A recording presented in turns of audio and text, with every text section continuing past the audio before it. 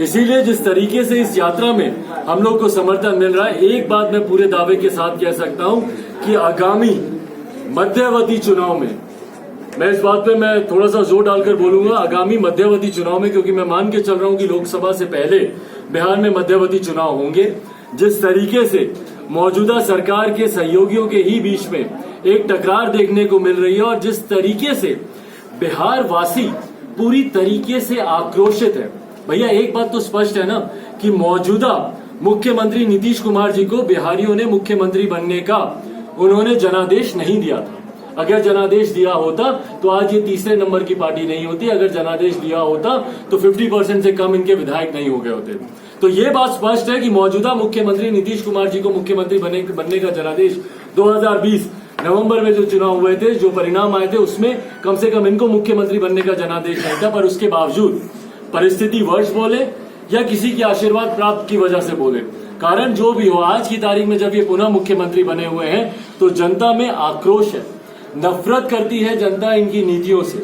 और इस बात का एहसास जहां जहां हम लोग जा रहे हैं उस बात का एहसास हो रहा है। सबसे बड़ी बात, दो जो बड़े बिंदु जो मुख्यमंत्री नीतीश कुमार जी हमेशा कहते हैं कि भैया मेरा जीरो टॉलरेंस है क्राइम और करप्शन को लेकर, और बिहार अगर सबसे ज्यादा त्रस्त अगर किसी चीज से है तो वो क्राइम और करप्शन को लेकर ही है।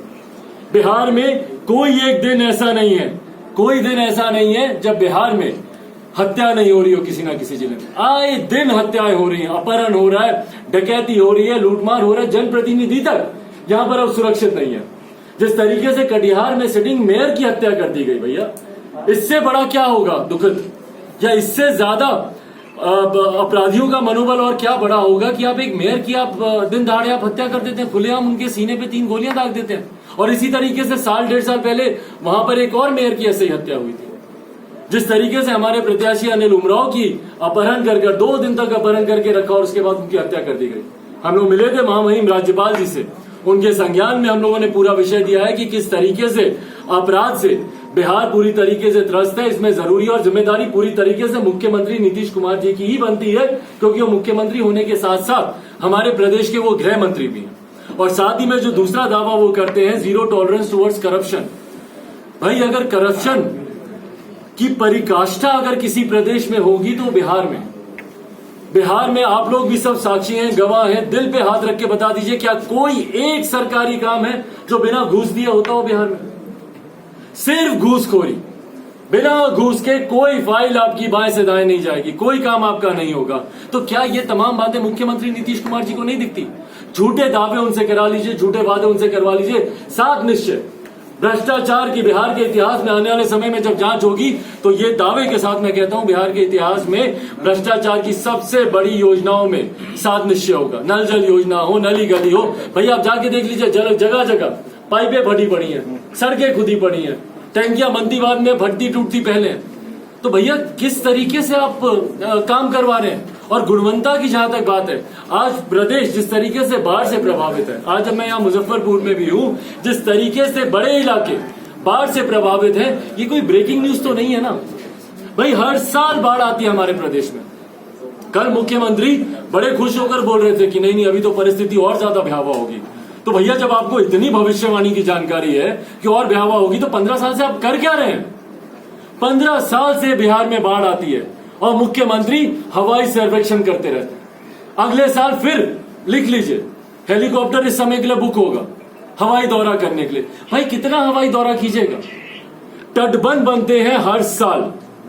ये भ्रष्टाचार की अगली मैं आपको बड़ा खुलासा वो बता रहा हूं, हर साल तटबंध बनते हैं, राज्य सरकार से पैसा वहां पे जाता है।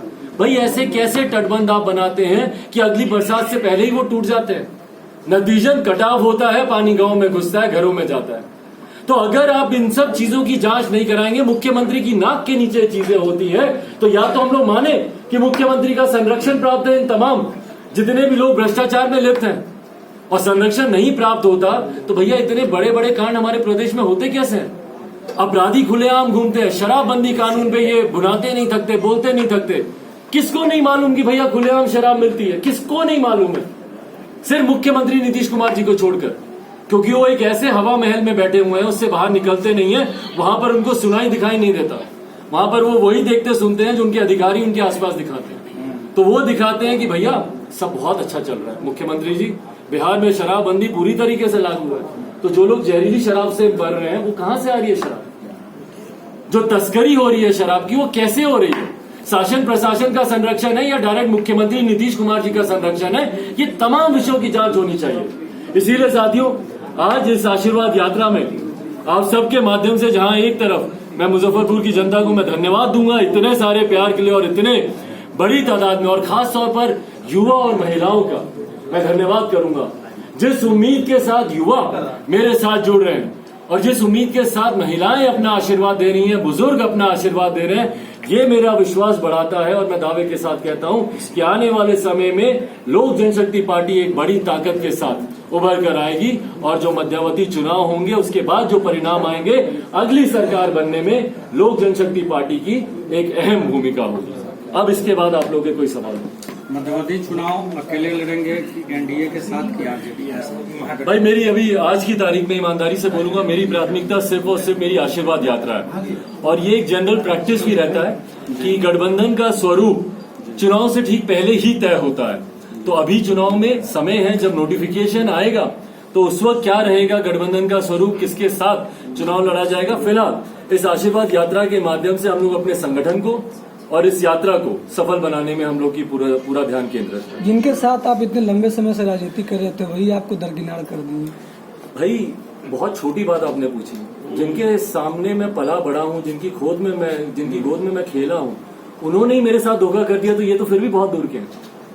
क्या लगता है मेरे चाचा और मेरे भाई ने, अगर वो मेरे साथ धोखा नहीं करते, अगर मेरे अपने ही मेरी पीठ में खंजर नहीं भोंकते, तो दुनिया की कोई ताकत नहीं थी कि लोक जनशक्ति पार्टी को या मेरे परिवार को तोड़ पाती। अब आपको क्या लगता है